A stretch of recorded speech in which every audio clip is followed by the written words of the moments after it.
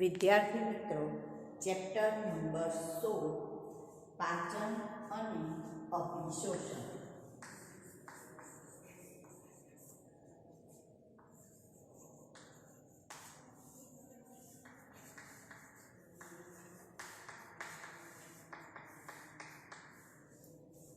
સૌથી પહેલાં આપણે વાત કરીએ કે ખોરાકની જરૂરિયાત માણસને શા માટે પડે અથવા કોઈ પણ સજીવને ખોરાકની જરૂરિયાત શા માટે પડે? તો પોતાને જે શક્તિ પ્રાપ્ત કરવાની છે અથવા શક્તિની જરૂરિયાત માટે માણસ શું લે છે? તો કે ખોરાક લે છે. એવી જ રીતના કોઈ પણ સજીવ પોતાની જે શક્તિની જરૂરિયાત છે અથવા તો પાયાની જરૂરિયાત કહીશું કે કોઈ પણ સજીવની પાયાની જરૂરિયાત છે ખોરાક. કારણ કે ખોરાકમાંથી શું મેળવે છે? તો કે શક્તિ મેળવે છે અથવા શક્તિ પ્રાપ્ત કરે છે. હવે જે ખોરાક છે એની અંદર જુદા જુદા ઘટકો હોય, જે બે પ્રકારના ઘટકો જોવા મળશે: કાર્બનિક ઘટક અને અકાર્બનિક ઘટક. કાર્બનિક ઘટકમાં આપણે કોનો સમાવેશ કરીશું?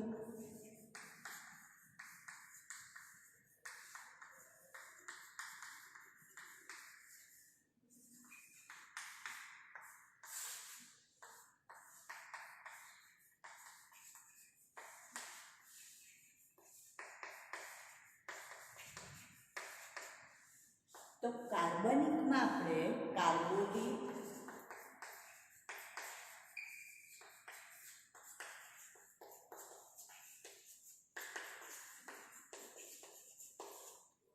કાર્બોદિત, પ્રોટીન અને લિપિડનો સમાવેશ કરીએ છીએ. જ્યારે અકાર્બનિકમાં આપણે પાણી,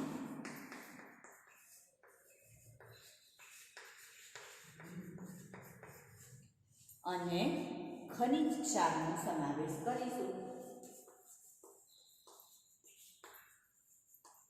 જ્યારે વિટામિન્સ એ કાર્બનિક અને અકાર્બનિક બંને પ્રકારના એટલે કે પૂરક છે. કાર્બનિક પણ છે અને અકાર્બનિક પ્રકારના પણ હોય છે.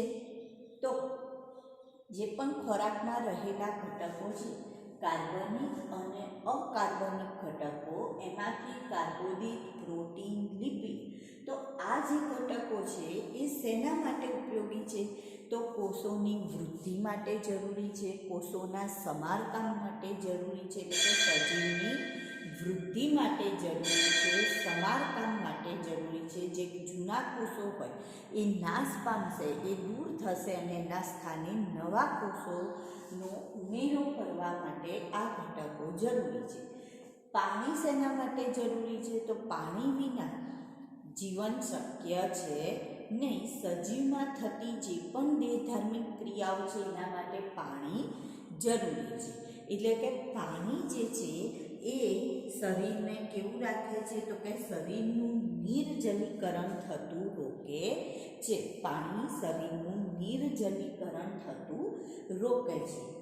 ખનિજ ક્ષાર પણ જરૂરી છે. એવી જ રીતના વિટામિન્સ પણ જરૂરી છે. આપણે જોઈએ છે કે ઘણામાં B12 ઓછું હોય, B3 ઓછું હોય તો હાડકાના પ્રોબ્લેમ થાય છે. B12 ઓછું હોય તો બીજા ઘણા બધા પ્રોબ્લેમ્સ થતા હોય છે. તો અત્યારે ડૉક્ટર્સ મલ્ટીવિટામિનની ગોળી આપતા હોય છે ઇમ્યુનિટી વધારવા માટે, એટલે કે રોગ પ્રતિકારક શક્તિ વધારવા માટે પણ વિટામિન્સની ગોળીઓ આપવામાં આવે છે. તો વૃદ્ધિ માટે, ઇમ્યુનિટી માટે પણ વિટામિન્સ જરૂરી છે. તો ખોરાકમાં રહેલા કાર્બનિક અને અકાર્બનિક બંને ઘટકો સજીવો માટે જરૂરી હોય છે અને પોતાની રીતના દરેક ઘટકો કાર્ય કરતા હોય છે. તો હવે જે પણ ખોરાક મેળવીશું એમાં આ ઘટકો મહાઅણુ સ્વરૂપે હોય, મોટા જૈવિક અણુ સ્વરૂપે હોય. તો આ મોટા જૈવિક અણુને નાના નાના અણુમાં ફેરવવામાં આવે છે અને એ નાના અણુમાં ફેરવવા માટેનું કાર્ય કોણ કરે? તો કે પાચન તંત્ર કરે. મોટા અણુને શેમાં ફેરવશે? નાના અણુમાં ફેરવવાનું કાર્ય પાચન તંત્ર કરે. તો પાચન તંત્ર દ્વારા મોટા અણુઓને નાના નાના અણુમાં ફેરવી શોષી શકાય તેવા પદાર્થમાં ફેરવવાની પ્રક્રિયા જેને આપણે શું કહીએ છીએ, પાચનની ક્રિયા કહીએ છીએ. તો જટિલ ખોરાકના ઘટકોનું શોષી શકાય તેવા સરળ સ્વરૂપમાં રૂપાંતરણ કરવાની પ્રક્રિયા જેને પાચન કહેવાય.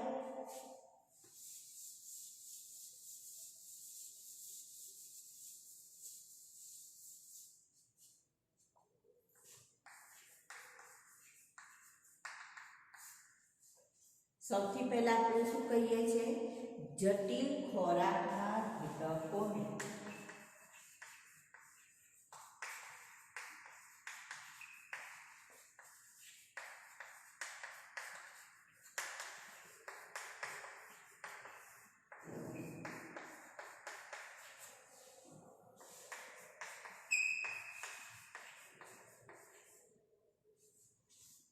શોષી શકાય તેવા સરળ સ્વરૂપમાં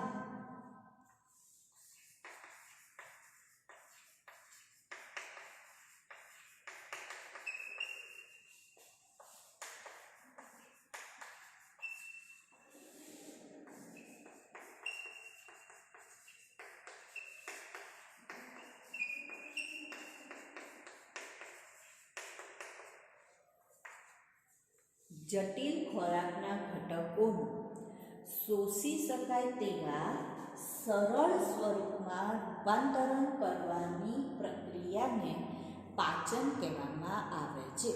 જેમાં ભૌતિક અને રાસાયણિક એવા બે પ્રકારના પાચન થાય. ભૌતિકનો મતલબ શું? તો જે મોટા કદના અણુઓ હોય એને તોડી એને નાના કદના અણુમાં ફેરવવાની પ્રક્રિયા જેને આપણે કેવું પાચન કહીશું, ભૌતિક કહીએ છીએ, એટલે એના સ્વરૂપમાં ફેરફાર થયો. જ્યારે રાસાયણિક પાચનમાં ઉત્સેચકોની હાજરીમાં જલ વિચ્છેદનની પ્રક્રિયા થાય, એટલે કે પાણીનો અણુ દૂર થાય. ઉત્સેચકની હાજરીમાં પાણીનો અણુ દૂર થાય અને જે કાર્બોદિત છે એટલે કે શર્કરા છે એ તૂટે અને એમાંથી ધારો કે સ્ટાર્ચ હોય તો તૂટી માલ્ટોઝ તૂટીને એમાંથી ગ્લુકોઝ બને છે. તો એવી જે પ્રક્રિયા છે એટલે ગ્લુકોઝ બન્યો તો એ સરળ સ્વરૂપ બની ગયું. એટલે મોટો અણુ સ્ટાર્ચ હતો જે તૂટીને શેમાં ફેરવાયો, નાના અણુ ગ્લુકોઝમાં. તો જે નિપજ હતી એ બદલાઈ ગઈ. પ્રક્રિયકમાંથી નિપજ બદલાઈ જાય તો એને આપણે રાસાયણિક પાચન કહીએ છીએ. તો ભૌતિક અને રાસાયણિક એવા બંને પ્રકારનું પાચનની પ્રક્રિયા થતી હોય છે. તો હવે આપણે મનુષ્યમાં આપણે જોવાનું છે પાચન. તો મનુષ્યના પાચન તંત્રની વાત કરીએ આપણે.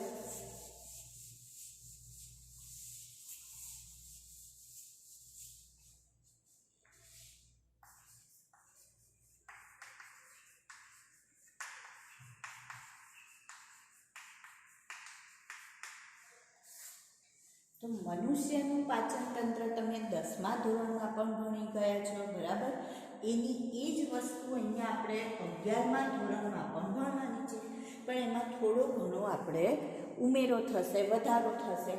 તો સૌથી પહેલાં જો આપણે વાત કરીએ તો મનુષ્યના પાચન તંત્રમાં શેનો સમાવેશ થાય? તો કે પાચક અંગોનો સમાવેશ થાય.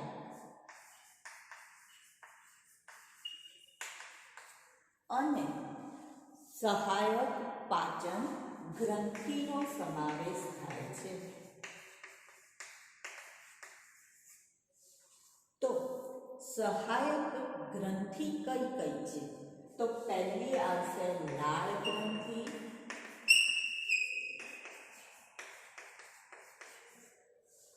બીજી આવે છે યકૃત,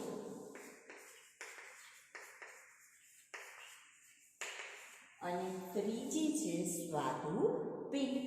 લાળ ગ્રંથિ, યકૃત અને સ્વાદુપિંડ આ ત્રણ એ સહાયક ગ્રંથિ છે.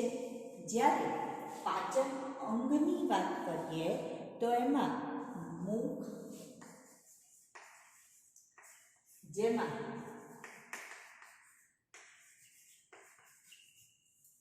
દાંત અને જીભનો સમાવેશ થાય.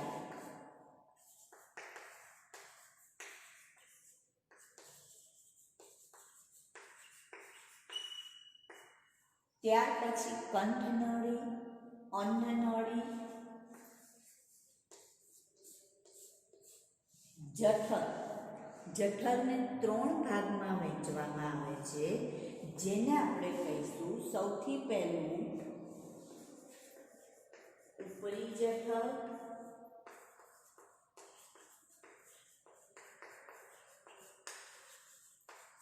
હૃદયગામી જઠર અને નિજઠર. જઠર પછી આવશે નાનું આંતરડું. જઠર પછી શું આવશે? નાનું આંતરડું. નાના આંતરડાને પણ આપણે કેટલા ભાગમાં વહેંચીશું? 3 ભાગમાં.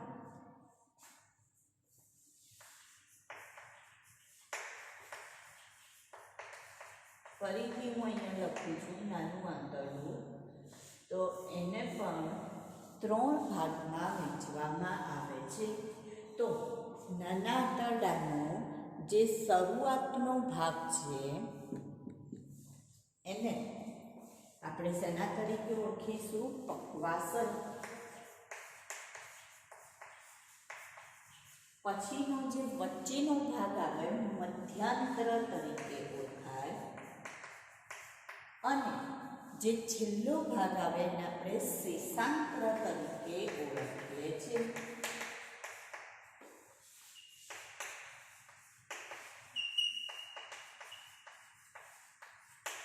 ત્યાર પછી આવશે મોટું આંતરડું. નાના આંતરડા પછી શું આવશે? મોટું આંતરડું. એમાં આપણે જોઈએ તો એમાં અંધાંત્ર અને કોલોન.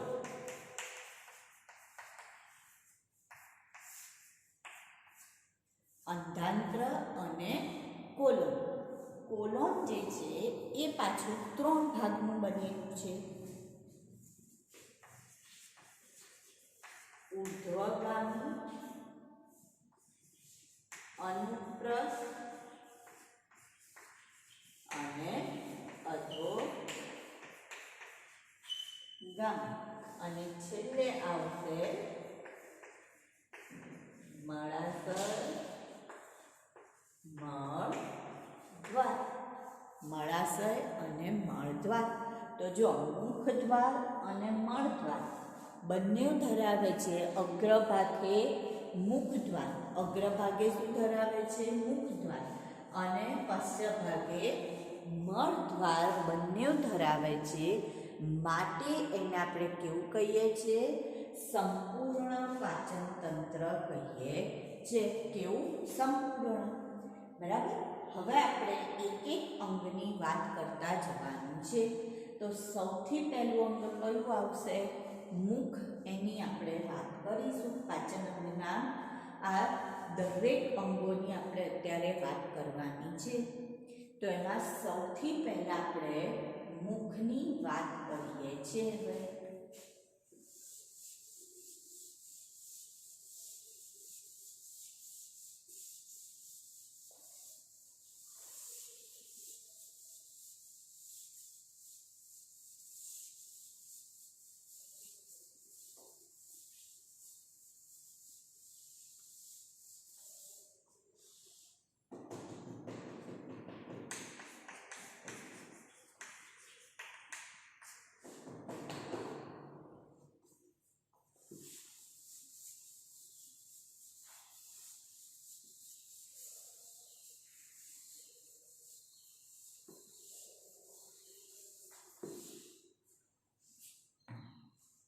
તો મુખ ક્યાં આવેલું હોય?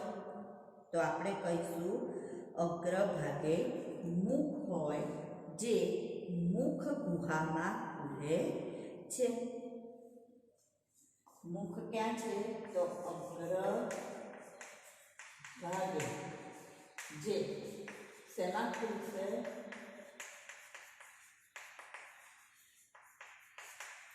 જો મુખ ક્યાં આવેલું છે? અગ્રભાગે, જે મુખ ગુહામાં ખુલે છે. હવે જે મુખ ગુહા છે એ મુખ ગુહામાં દાંત અને જીભ આવેલા છે.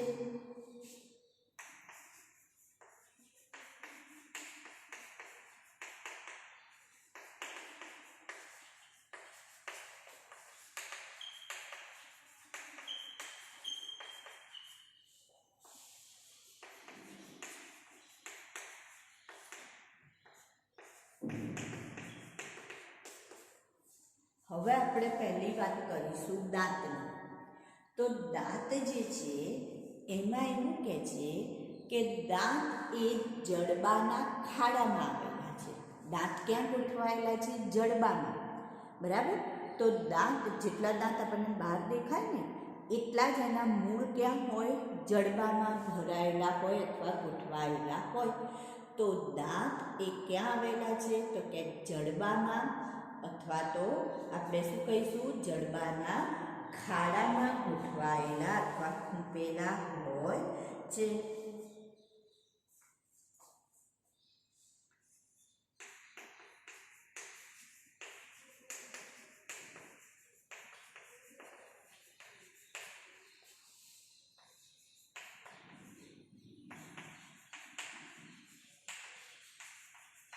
તો આવી જે રચના છે એને આપણે કૂપદંતી કહીએ છીએ. એને શું કહેવાય? કૂપદંતી. કૂપ એટલે જે કૂવો હોય અથવા ખાડો હોય એ, અને દંતી એટલે દાંત. તો ખાડામાં દાંત એટલે કે જડબામાં દાંત એટલે એને કેવી વ્યવસ્થા કહીશું? કૂપદંતી. હવે મનુષ્ય જે છે એ પોતાના સમગ્ર જીવનકાળ દરમિયાન 2 પ્રકારના દાંત ધરાવે છે. કેટલા પ્રકારના દાંત ધરાવશે? 2. જ્યારે બાલ્યાવસ્થામાં હોય ત્યારે એના જે દાંત છે એને આપણે દુધિયા દાંત કહીએ છીએ અથવા હંગામી, કે જે પડી જાય છે. અને ત્યાર પછી એનું સ્થાન કોણ લે છે? તો કે એનું સ્થાન કાયમી દાંત લેતા હોય છે. તો આવી જે દંત વ્યવસ્થા છે કે 2 પ્રકારના દાંત. તો જીવનકાળ દરમિયાન કેટલા પ્રકારના દાંત છે? 2 પ્રકારના દાંત, જેને આપણે પ્રતિસ્થાપી દંત વિકાસ અથવા તો દાંત કહીશું. પ્રતિસ્થાપી દાંત. તો પ્રતિસ્થાપી દાંતનો મતલબ જીવનકાળ દરમિયાન 2 પ્રકારના દાંત.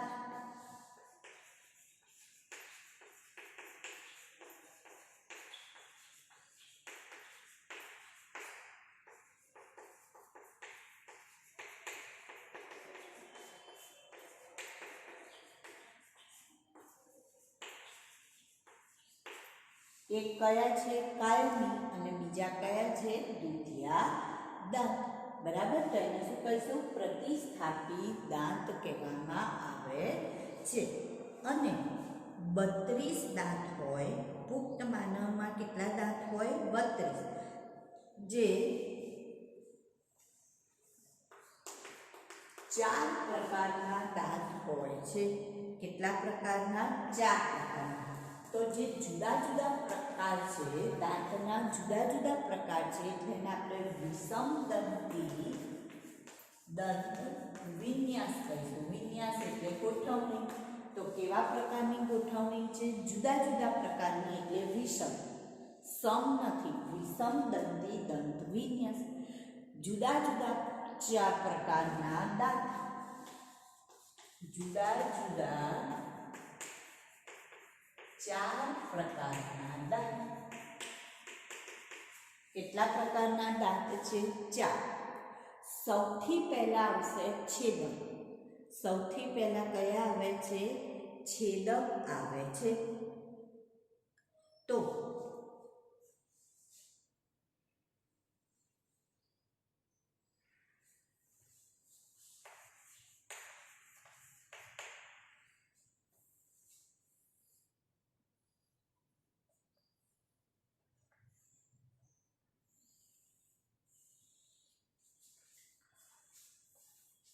આ પ્રકારનું જે દાંત જોવા મળશે આપણને,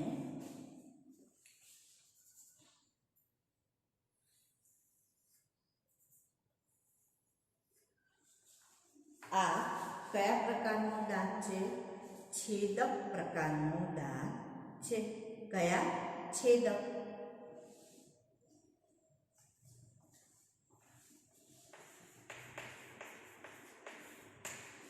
પછી બીજો આવે છે રાક્ષી.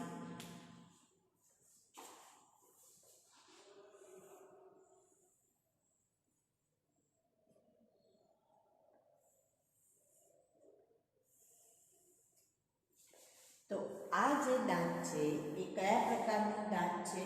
રાક્ષી. છેદક, રાક્ષી, ત્યાર પછી આવશે અગ્રદાઢ. હવે આ જે ભાગ છે ને, આ કયો ભાગ છે? મૂળનો ભાગ. મૂળ કહેવાય. જે ક્યાં આવેલો છે? તો કે જડબામાં ખૂપેલો હોય છે. અને આ જે ભાગ હોય છે જે આપણને બહાર દેખાય છે એ ભાગ, બરાબર. અગ્રદાઢ. અગ્રદાઢમાં આપણે જોઈએ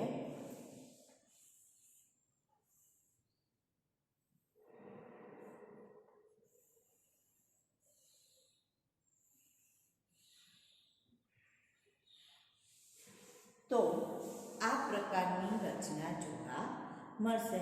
આ શું છે? તો કે અગ્રદાઢ.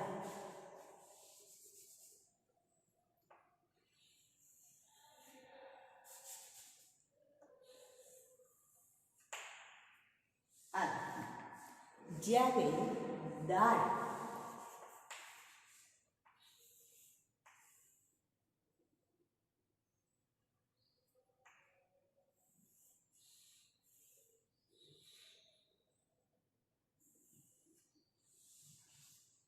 આ પ્રકારની રચના આપણને શેની જોવા મળશે?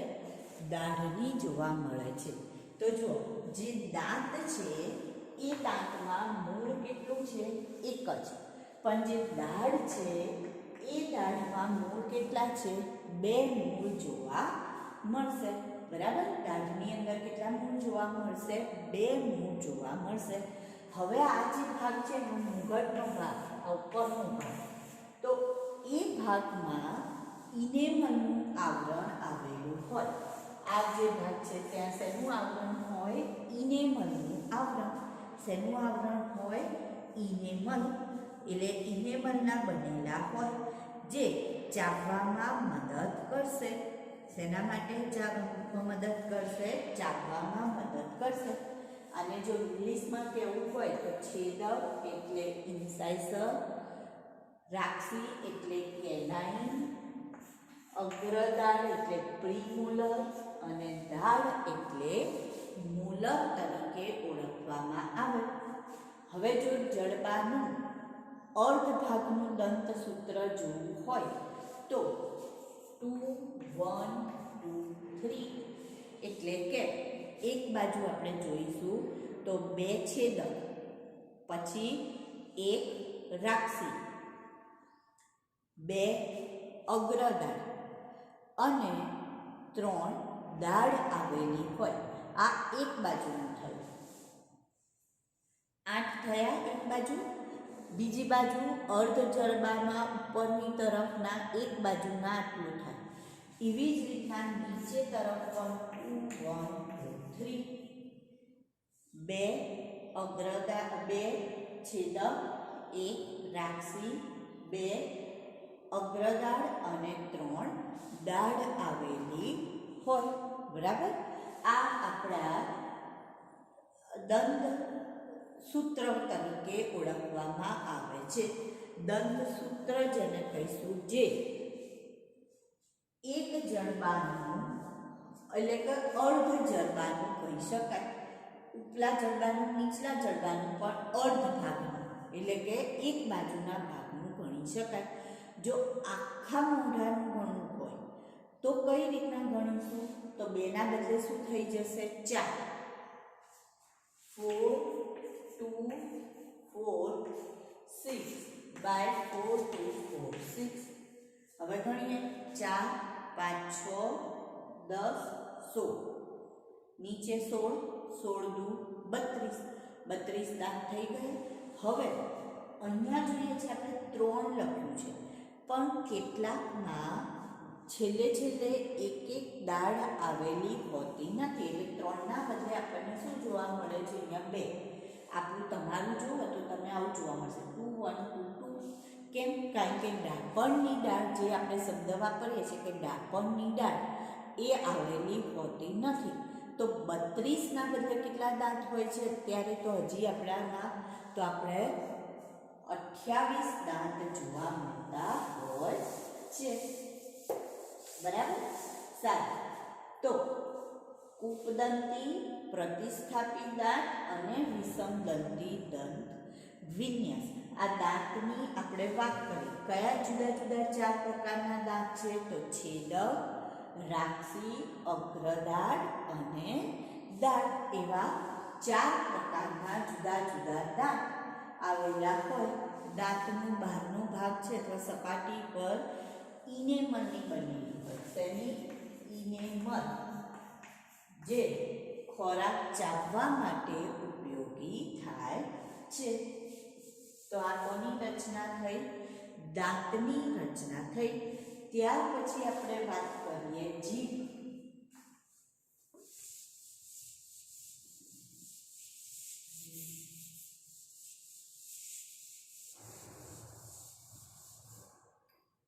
તો જીભ જે છે, સ્નાયુલ જીભ એ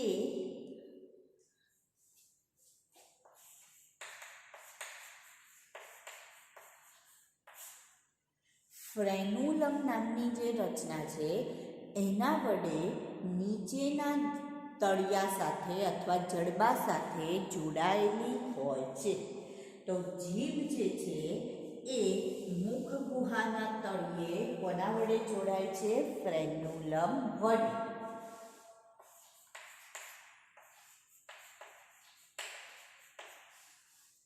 જીભ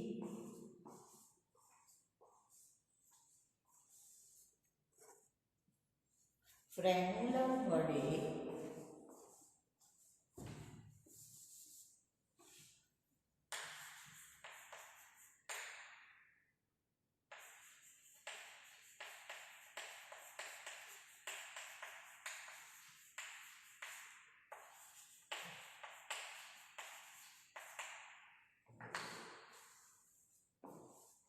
અહીંયા નીચે જે આપણે જોઈએ એને ફ્રેન્યુલમ કહેવામાં આવે છે.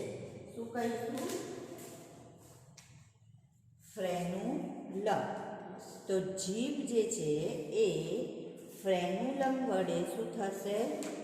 મુખ ગુહાના તળિયા સાથે જોડાયેલી છે.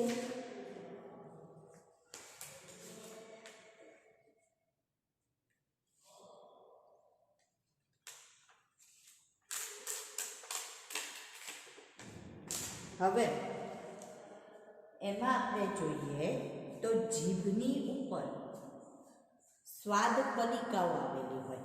જીભની ઉપર શું આવેલું હોય? સ્વાદ કલિકા અથવા તો એને અંકુરક તરીકે પણ ઓળખીએ છે. તો જીભની ઉપર ઉપસેલા ભાગ હોય જેને સ્વાદ કલિકા કહેવાય. 4 પ્રકારનો સ્વાદ હોય: ખાટો, ખારો, કડવો, તીખો. આવા 4 પ્રકારના જે સ્વાદ આપણને ગળ્યો, જે 4 પ્રકારના સ્વાદ છે એ સ્વાદ માટેની કલિકાઓ આવેલી હોય જેને સ્વાદ કલિકા કહેવાય અથવા રસાંકુર કહેવાય. જે જીભની સપાટી ઉપર, એટલે તમે જીભ ઉપર જોશો તો તમને કાળા કાળા ખાડા જેવું જોવા મળશે. તો એ શું છે? રસાંકુર છે. સ્વાદાંકુર જેને આપણે કહીશું. શું કહીશું? સ્વાદાંકુર. જે શું છે? તો કે સ્વાદાંકુર એ શેના માટે આવેલા હોય? તો કે સ્વાદાંકુર એ આપણને સ્વાદ પારખવા માટે આવેલા હોય છે. બરાબર. ત્યાર પછી મુખ ગુહા જે છે એ શેમાં ખુલે છે? તો કે કંઠનળીમાં ખુલે છે. મુખ ગુહા શેમાં ખુલશે? કંઠનળીમાં. જે ખોરાક અને હવા બંને માટેનો સામાન્ય માર્ગ છે. તમે જો શ્વસન માર્ગ ભણો તો શ્વસન માર્ગમાં પણ કંઠનળી આવશે અને પાચન તંત્રમાં પણ કંઠનળી વિશે ભણવાનું આવે છે. તો મુખ શેમાં ખુલે છે? તો કે કંઠનળીમાં ખુલે છે. મુખ ગુહા શેમાં ખુલશે? કંઠનળી, જે હવા અને ખોરાક બંને માટેનો સામાન્ય માર્ગ છે. ત્યાર પછી કંઠનળી શેમાં ખુલે છે? તો કે અન્નનળીમાં ખુલે છે. કંઠનળી શેમાં ખુલશે? અન્નનળીમાં. અન્નનળી પણ સ્નાયુમય નલિકામય રચના, જે કયા ભાગે આપણને ખાસ જોવા મળશે? અન્નનળી. તો અન્નનળી જે છે એ પાતળી લાંબી નળી જે પશ્ચ તરફ ગરદન, ઉરસ અને ઉરોદર પટલમાંથી પસાર થાય છે. ક્યાંથી પસાર થાય છે? ગરદન, ઉરસ, ઉરોદર પટલ, અને ત્યાંથી પસાર થઈને શેમાં ખુલશે? તો કે જઠરમાં ખુલે છે. શેમાં ખુલશે? જઠરમાં. હવે જે કંઠનળી અને અન્નનળી જે છે ત્યાં કંઠનળીએ એક રચના છે જેને આપણે કહીએ છીએ ઘાટી ઢાંકણ. કંઠનળીએ એક રચના, કાસ્થિમય રચના, જેને શેના તરીકે ઓળખાય? ઘાટી ઢાંકણ.